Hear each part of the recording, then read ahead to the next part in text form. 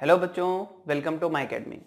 Question number 116 देखने जा रहे हैं और इस क्वेश्चन में अगर आप देखें तो बच्चों यहां पर क्या बोला गया है, 2 bodies of mass 4 kg and 6 kg are tied to a massless string. तो एक इंपॉर्टेंट पॉइंट कि बच्चों यहां पर जो स्ट्रिंग आपको दी है ये मासलेस है, ठीक है। और मासलेस स्ट्रिंग होने से क्या होता है ये समझिएगा। अगर बच्चों यहां पर स्ट्रिंग मासलेस है तो टेंशन फोर्स का जो मैग्नीट्यूड है वो इसके हर पॉइंट पर सेम होगा। अगर स्ट्रिंग मासलेस है तो टेंशन फोर्स का मैग्नीट्यूड हर पॉइंट पर सेम होगा। ऐसा क्यों होता है कि सपोज अगर किसी ऑब्जेक्ट का मास 0 है तो बच्चों उस पर जब आप नेट फोर्स फाइंड करोगे तो वो भी क्या आएगा, 0 आएगा। Force is equal to mass into acceleration. अगर मास 0 है तो 0 इंटू एक्सेलरेशन करोगे तो वो भी 0 आएगा। तो मासलेस ऑब्जेक्ट पर नेट फोर्स 0 होता है। इसका मतलब इसके किसी भी पॉइंट पर आप चेक करोगे, यहां पर नेट फोर्स 0 करने के लिए टेंशन फोर्स का मैग्नीट्यूड हर जगह सेम होगा। दूसरा बच्चों यहां पर बोला गया है कि ये स्ट्रिंग एक पुली से पास होती है जो फ्रिक्शनलेस है। देखिए अगर पुली फ्रिक्शनलेस है तो बच्चों इस साइड का टेंशन और इस साइड का टेंशन फोर्स इक्वल होगा, ठीक है। ये भी इंपॉर्टेंट है। The acceleration of the system in terms of acceleration due to gravity. आपसे पूछा सिस्टम का एक्सेलरेशन। बच्चों सिस्टम का एक्सेलरेशन का कोई ऐसे डायरेक्ट मतलब नहीं है। यहां पर हो सकता है 4 kg और 6 kg इनके अलग अलग एक्सेलरेशन के मैग्नीट्यूड पूछे हो, ठीक है। उसी को सिस्टम का एक्सेलरेशन ही बोल रहे हैं। तो कैसे सॉल्व करेंगे, देखिए बहुत सिंपल सा काम करना है आपको। वो ये कि सबसे पहले बच्चों आपको वो एक्सटर्नल फोर्सेस देखने हैं जिनकी वजह से सिस्टम एक्सेलरेट कर रहा है, ठीक है। तो इसको हटा देते हैं यहां से। अब आप जरा देखिए यहां पर जो 6 kg की बॉडी है इस पर डाउनवर्ड कितना फोर्स होगा बच्चों, यहां पर 6g। जबकि 4 kg की बॉडी पर कितना फोर्स होगा, 4g। अब आप अगर यहां पर देखें तो ये जो 6g का फोर्स है, ठीक है, इसकी क्या टेंडेंसी है। सोचो अगर केवल 6g का फोर्स होता, ये 4g ना होता, केवल 6g का फोर्स होता तो ये क्या करता, ये 6 kg को नीचे की ओर ले जाता और 4 kg फिर ऊपर जाता। मतलब सिस्टम बच्चों कुछ ऐसे एक्सेलरेट होता। लेकिन 4 अगर सोचो 6g ना हो के केवल 4g होता तो 4g क्या करता, 4 kg को नीचे ले जाता, 6 kg को ऊपर इस तरह से मोशन करता। यानी कि बच्चों दोनों का इफेक्ट एक दूसरे के ऑपोजिट है। लेकिन आपको पता है क्योंकि 6g का मैग्नीट्यूड 4g से ज्यादा है तो एक्सेलरेशन किधर आएगा, इधर आएगा। तो ये नीचे की ओर जाएगा और ये ऊपर की ओर जाएगा। अब आपको एक्सेलरेशन के लिए डायरेक्ट कॉन्सेप्ट यूज करना चाहिए। वो क्या है कि जो फोर्स एक्सेलरेशन की डायरेक्शन में है वो तो बच्चों सपोर्ट कर रहा है और जो फोर्स एक्सेलरेशन के ऑपोजिट डायरेक्शन में वो अपोज कर रहा है। तो नेट फोर्स क्या होगा, तो जो एक्सेलरेशन की डायरेक्शन में है उसको प्लस साइन के साथ, जो एक्सेलरेशन के ऑपोजिट डायरेक्शन में है उसको माइनस साइन के साथ। ये तो हो गया नेट फोर्स डिवाइडेड बाय। अब इस नेट फोर्स से हो क्या रहा है, कौन सा मास एक्सेलरेट कर रहा है, तो मास कितना एक्सेलरेट कर रहा है, 6 kg और 4 kg, ये दोनों ही एक्सेलरेट कर रहे हैं। तो यहां पर क्या होगा 6 + 4। तो जब आप इसको सॉल्व करोगे बच्चों ये कितना आ जाएगा 2g, नीचे कितना आ जाएगा 10, फर्दर 2 से कैंसिल कर दें g/5। तो यहां पर बच्चों कौन सा ऑप्शन करेक्ट होगा, सेकंड ऑप्शन ये करेक्ट है, ठीक है। बहुत सिंपल डायरेक्ट क्वेश्चन था। आगे बढ़ते हैं। A cylinder contains hydrogen gas at pressure of 249 kPa and temperature 27 degree Celsius. Density पूछा गया है। क्या क्या इंफॉर्मेशन, सबसे पहले बच्चों हाइड्रोजन गैस की बात की गई है तो मोलर मास यहां पर आप क्या लेंगे 2 ग्राम पर मोल। और बच्चों आपको पता है ग्राम को किलोग्राम में कन्वर्ट करना होगा तो 2 × 10⁻³ किलोग्राम पर मोल। यहां पर जरा सी भी गलती मत करिएगा, ठीक है। उसके बाद आपको पता है बच्चों अगर हमें डेंसिटी फाइंड करनी तो डेंसिटी क्या होती है Pm/RT, है ना। डेंसिटी क्या होती है Pm/RT। डायरेक्ट आप यूज करें pressure into molar mass divided by RT। तो प्रेशर यहां पर अब डेंसिटी लिख सकते हैं। प्रेशर कितना है बच्चों यहां पर 249 किलो पास्कल है तो 10⁻³ तो ये तो हो गया प्रेशर। मोलर मास की बात करें 2 × 10⁻³ आर बच्चों यहां पर हमें बोला गया 8.3 लेने को तो आप 8.3 लेंगे और टेम्परेचर केल्विन में यूज करते हैं तो 27 डिग्री सेल्सियस है। इसमें 273 और ऐड कर देंगे, 27 है 273 और ऐड कर देंगे मतलब कि 300 केल्विन। तो यहां पर क्या रख देंगे 300 इस तरीके से। तो बच्चों यहां पर अगर आप देखें 10⁻³ से 10⁻³ कैंसिल हो जाएगा और डेंसिटी अगर आप देखें तो अप्रॉक्स आपको यहां पर मिल जाएगी 0.2 kg पर मीटर क्यूब। राउंड ऑफ करेंगे अप्रॉक्स आपको 0.2 kg पर मीटर क्यूब मिल जाएगी, यानी कि बच्चों फर्स्ट ऑप्शन यहां पर करेक्ट होगा।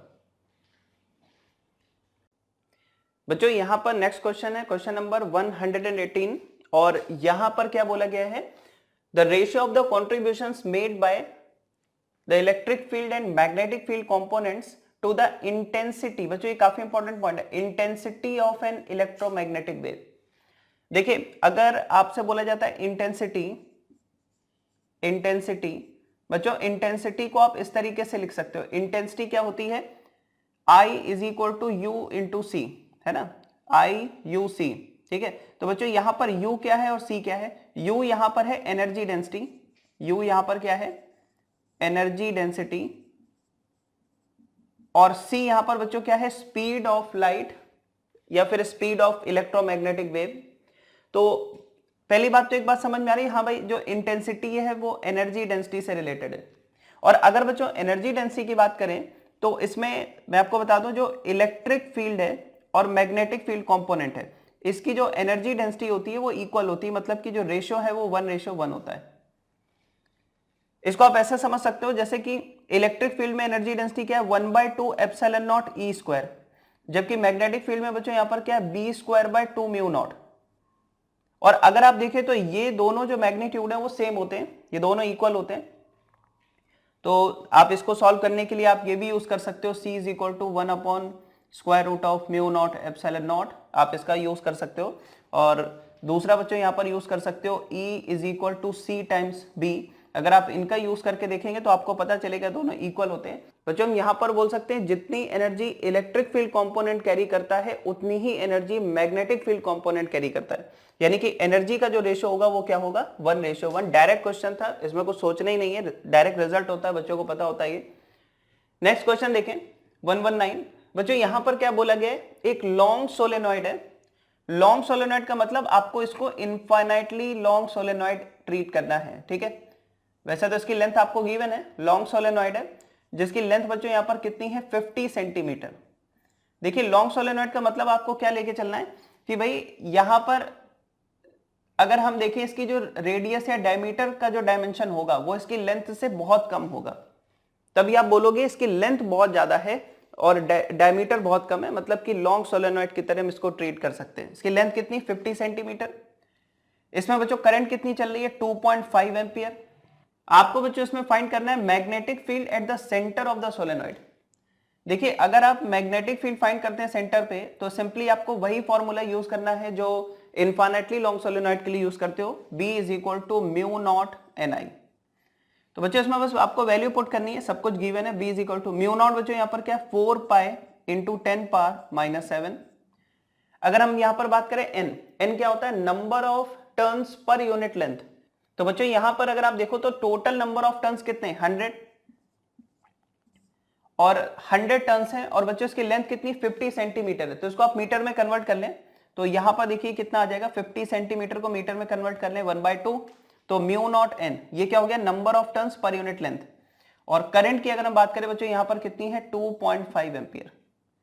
अब इसको हमें सॉल्व करना है, देखिए 2 को बच्चों यहां पर ले आए 2.5 से मल्टीप्लाई कर दें, कितना हो गया 5, और 5 इंटू 4 कर दें तो ये कितना हो गया 20 पाई। यहां पर अगर आप देखो तो ये कितना है 10⁻⁻5 हो जाएगा। बच्चों इसमें से 2 पाई अलग कर लें, 2 पाई, और पाई कितना होता है 3.14, 2 से मल्टीप्लाई करेंगे 6.28 हो जाएगा, और 10 से इधर लेके आ जाए तो ये 10⁻⁻4 हो गया। इतने टेस्ला की मैग्नेटिक फील्ड यहां पर प्रोड्यूस होगी। तो आंसर क्या होगा बच्चों 6.28 इंटू 10⁻⁻4। तो यहां पर बच्चों फोर्थ ऑप्शन इसका करेक्ट है। बच्चों क्वेश्चन नंबर 120 की अगर हम बात करें, बहुत ही सिंपल और डायरेक्ट क्वेश्चन है, और यहां पर देखिए क्या बोला गया है, in Young's double slit experiment यानी कि YDSC की बात हो रही है, if the separation between the coherent sources is half and the distance of the screen from the coherent sources is double. मतलब यहां पर कर क्या रहे हैं कि अगर हम डायग्राम में देखें बच्चों, आपको पता है यहां पर स्लिट का यूज करते हैं कोहेरेंट सोर्सेस प्रोड्यूस करने के लिए, और सामने यहां पर क्या होती है स्क्रीन होती है, और ये जो डिस्टेंस है इसे हम स्मॉल d से रिप्रेजेंट करते हैं, और यहां पर जो डिस्टेंस है इसे कैपिटल D से रिप्रेजेंट करते हैं। आपको यहां पर क्या बोला गया है कि ये जो स्मॉल डी है इसको बच्चों हम हाफ कर देते हैं, ठीक है। ये जो स्मॉल डी है इसे 1/2 टाइम्स कर देते हैं, यही तो बोला गया। क्या बोला गया? Separation between the coherent sources is half, मतलब कि ये जो कोरेंट सोर्सेज हैं S1 एंड S2 इनके बीच की सेपरेशन को 1/2 टाइम्स कर दिया, हाफ कर दिया। और जो डिस्टेंस है स्क्रीन की सोर्सेस से यानी कि कैपिटल डी, इसको डबल कर दिया, यानी कैपिटल डी को 2 टाइम्स कर दिया। तो अभी आपसे पूछ रहा है फ्रिंज विड्थ में क्या चेंज होगा। तो बहुत सिंपल और डायरेक्ट क्वेश्चन है बच्चों। फ्रिंज विड्थ आपको पता है हम क्या लिखते हैं, lambda D by small D. अब देखिए आपने वेवलेंथ में तो कोई चेंज किया नहीं है, आपने किया क्या है, डी और स्मॉल डी में चेंज किया है। तो डी को आपने बच्चों 2 टाइम्स कर दिया और स्मॉल डी को 1/2 टाइम्स कर दिया। तो आप खुद समझ सकते हैं ये 2 इस 2 से मल्टीप्लाई हो जाएगा, तो बीटा यहां पर आपको मिल जाएगा 4 टाइम्स। यानी कि हम यहां पर क्या बोलेंगे, कौन सा आंसर करेक्ट है? सेकंड ऑप्शन बच्चों यहां पर करेक्ट होगा। जो फ्रिंज विड्थ है वो यहां पर 4 टाइम्स हो जाएगी पहले की, मतलब अगर पहले बीटा रही होगी तो अब कितनी हो जाएगी, 4 बीटा। ठीक है।